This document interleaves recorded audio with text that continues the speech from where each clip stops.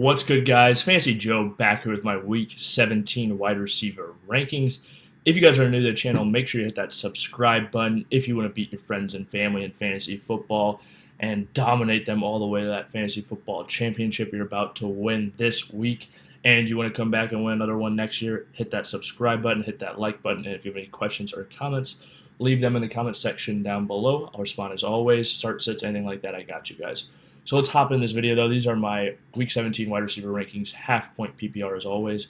Number 1, Tyreek Hill against Baltimore. He's been dominant this whole season. Not the best matchup, but he is Tyreek Hill.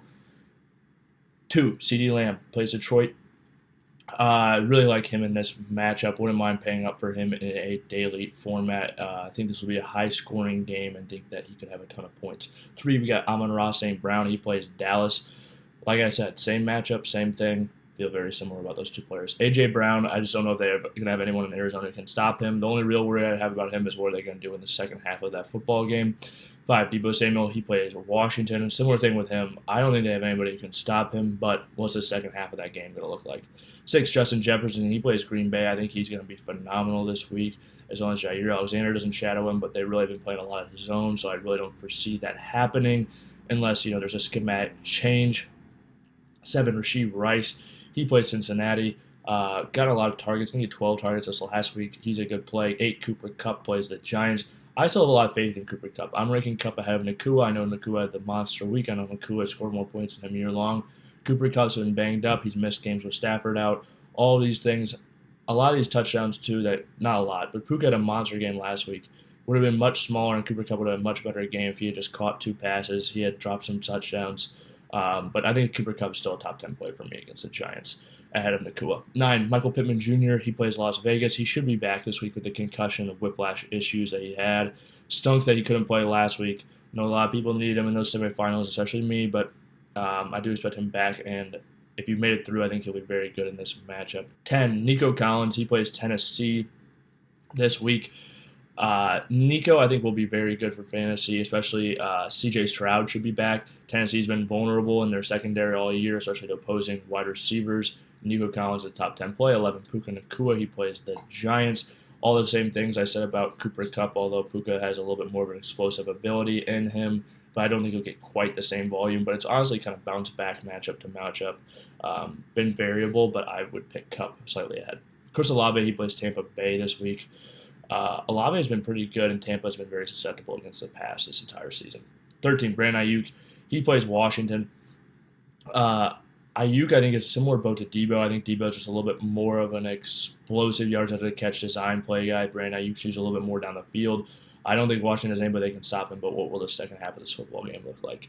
DJ Moore, he plays Atlanta. Tougher matchup on paper. I'm playing DJ Moore with Justin Fields, though. 15, Davante Adams. He plays Indy. I think Davante is going to have one more big game. He keeps shooting up. He keeps playing with nothing to play for. I think he's playing for stats. I think he'll get him this week against Indy. 16, Keenan Allen. Monitor the situation. I don't even know if he's going to play, to be honest. Even if he does, I'd be a little bit hesitant, but Easton Stick looked solid last week, so if Keenan Allen is out there, you're probably playing him, even against Patrick Surtain in Denver. 17, Mike Evans plays New Orleans. This has been a tough matchup for him all year. If Marshawn Lattimore doesn't suit up, there's a major boost for Mike Evans. He can instantly become wide receiver 1 on my team. But he has struggled for years against Marshawn Lattimore, and even though he's been a crazy heater this year, I still expect him to struggle if he shoots up. Lattimore, that is. 18, Stefon Diggs, he plays New England.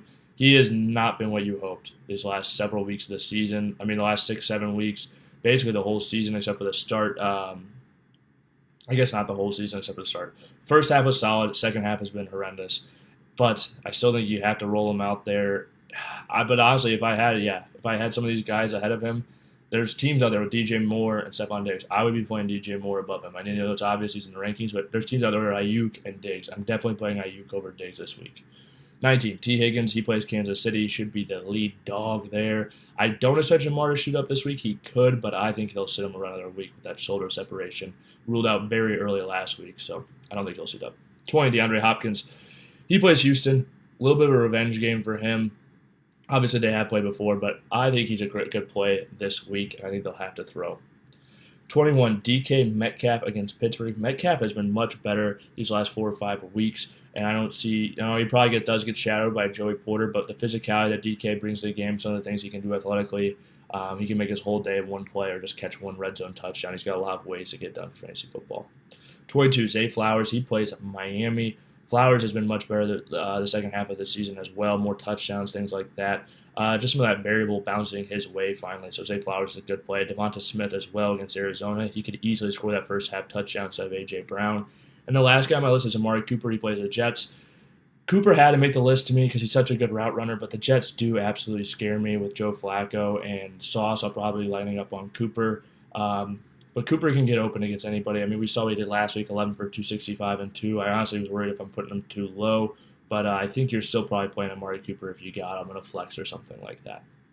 If you guys have made it to this point in the video, thank you so much for watching. Please hit that subscribe button, hit that like button. If you have any questions or comments, leave them in the comment section down below. I'll respond as always. This has been Fantasy Joe. See you guys next time.